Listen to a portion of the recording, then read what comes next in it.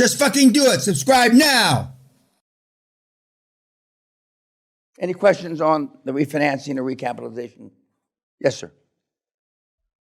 When we do a refinance and there's surplus money in the company, how do we take the money out as a director? Okay. Did you ask me when you're either in the beginning or the process of a refinancing, right? How do you, as a shareholder, take the money out? Correct, yeah. It's part of the negotiation. How much? Well, you're certainly not 80 or 70, so you'll have no problem, but you will be the biggest shareholder. And unless everybody's taking out money, you won't be able to take out money. They want all the directors to take out money. You'll only want you. But they'll want all the directors. They'll want a board resolution. I'll get into that tomorrow. They'll want a board resolution where all the directors, it's part of the agenda. We vote, excuse me, we vote that we're going to take 6% of the refinancing out for directors' compensation. And what they like, what they feel more comfortable paying is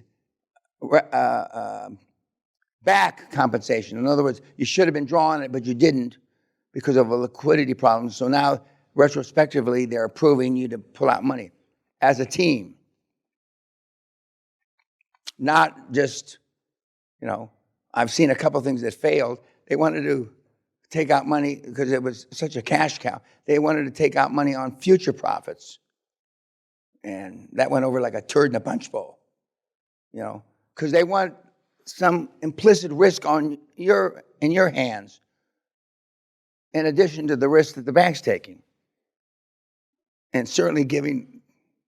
I don't believe in projections anyway, but giving you, and these aren't dividends. Remember, these are cash bonuses. We're not going to be a dividend-paying company. Why? Because some of the people that you took shares away from, you fired from the board, will still own your shares, or will still be fighting for you to buy the shares back.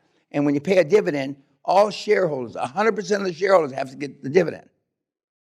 So you're going to be paying cash bonuses, not dividends.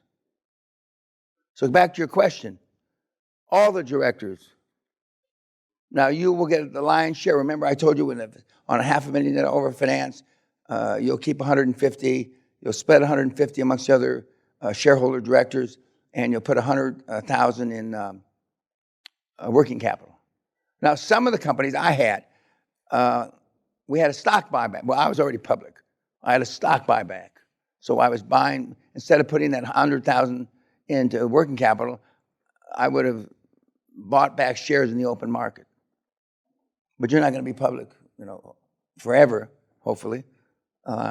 So did I answer your question? My question was basically, it's not dividend, but... No. Any money. You got to do it as a group. You can't, you personally. Now, wrongfully, almost everybody out there that I train, before you got to here, you lived out of your company. You paid your rent, your tuitions, your girlfriends, your alimony, all kind, 100%. You lived out of the company. That stops the day you start this. You can't do that anymore. Or the readjustments on when you try to exit will be monumental. You can't, when you go on vacation with your three-titted girlfriend, you can't pay for it out of the company anymore. The QLA seminar is not just a seminar. It is a blueprint for creating generational wealth as fast as humanly possible.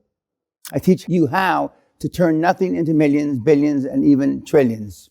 If you want to take control of your life, to create a legacy that lasts for generations, the time is now. Do not wait for the right moment. The right moment is this moment. Be bold, be selfish, be ruthless, and take no prisoners. I will still do seminars, but I won't be able to do this forever. Act now or not at your own peril. Thank you very much. You have to run it.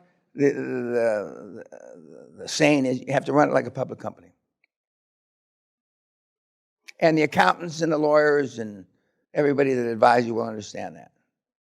Now, in my particular case, I never lived out of the company. One, whether you know it or not, you're breaking the law. Forget about morality, because then you're not reporting it on your tax return. All that money that you took out of the company is compensation that you should pay taxes on. Most of you that have companies that are existing today, you're living out of them, all that's motherfucking compensation. So most of you in this room have broken the law. And if the Inland Revenue here, or whatever the taxing authority is, wherever you are, the way that employees that you fire, they have wrongful termination and shit like that, they go to the taxing authority, and the taxing authorities around the world, in the Western countries, pay them a 10% fee, snitch rat fee, for every pound, dollar that they find that you didn't pay taxes on. Well, you're not in India. Even in India. Just think about that. So, I've fired tens of thousands of people. I don't know if 1,000 went to the IRS and the Inland Revenue. But when I got thrown out of Great Western, they spent almost $1 million trying to prove I stole $140 million over 9 years. The big audit, it came back, I couldn't account for $1,106 in 9.5 years. $1,106 I couldn't account for. And I still think that's a mistake. So they spent $1 million trying to, because I've always lived this way. I never lived out of the company. One, because I was my dad, it's illegal. And if it's illegal, I didn't do it. So for all of you, medical practice, you all not go to the big house, but are subject to fines. And the interest on those fines are horrendous. Let's say you owe $1 million in taxes. You probably owe at least $1 million in interest. And of course, it always comes at the wrong time of your life cycle. You don't have the money. So I threatened in the 90s, I never did it, to set up a snitch program. I had a few takers. But to me, that's chicken shit. There's something not chivalrous about that. But believe me, a lot of people do it. The snitch program in India is the second largest on the planet. The first largest on the planet is America. Where you rat out your boss for misusing the tax regulations.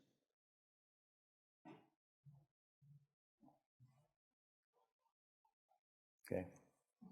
Any other? There was another question. Yes, sir. On the stock hypothetication, is there any way that it could default? And if so, what is the worst case scenario? If you own the stock and the legend on the back says that, the company can't withdraw. Once it's on the legend, it can't withdraw. Oh, and you always want your stock certificates in your hand. You always want your stock certificates. You don't let them, the investment bank keep them, you always want them. For, 7, 8 years, my stock certificates, the Bank of Scotland, who I'm still banking with, lost my certificates. It's my fault. I gave them to the big banker at a party. I bought them in an envelope, but anyway. And I don't know, he probably went to see his girlfriend and left the envelope there, but they went missing for a long time. Then they found him. They were closing one of the offices down, and some janitor found him in the bottom drawer of a bank manager. True story. I didn't need the certificates because I was still with the company and I wasn't selling anymore. So, but you want your stock certificate, and then you put it someplace that's safe. Any other questions? Sir? To the extent that you use commercial debt to buy the first company, you can pay yourself or the directors from overfinancing the deal, or you wait for the first capitalization to pay yourself. Well, the money that you're going to pay yourself if you overfinance the first deal is peanuts. Although I know you need the peanuts. But I mean, so where you hit the cash register is when you recapitalize or refinance the company. By overfinancing through the cycle of the business, the first, the third, the second, you make more than what you make on the exit? No. The banks won't allow that. But you can make, let's say you're 10 years before you exit. You can pull out 25% of the total value of your shares through refinancing through those 10 years. Nobody will even twitch. Somebody else's hand was up. Yes, sir. So you don't recommend taking a salary at the beginning? No, we didn't talk about that. It's something else. But I've just gone through this with some of the companies. In the beginning, there are charts that are produced by the big accounting firms, by the business schools. University of Michigan has got one of the best ones in the United States that says if your company's from 0 to 10 million in revenue, 10 to 25 million in revenue, 25 to 100 million, to 100 to 100, the salary that the CEO and the CFO should take. And there's a high, low, and middle case. You'll never get in trouble taking the middle case. I normally take the low case if I'm doing it, and I never allow the high case. Because when a shareholder sues you, and that's assuming that, and you go to court, and you're in front of a judge and or a jury, and Mr. Peña always took the high case. I have guys that want to pay themselves $500,000 a year for a $20 million revenue company. If you have no other shareholders but you, that's fine. But if you have shareholders, that's bullshit. $10 million company should get at maximum $100,000. Maximum. I've got kids that are running $400 million companies that are getting paid $500,000 or $600,000. All in. That's all the bennies.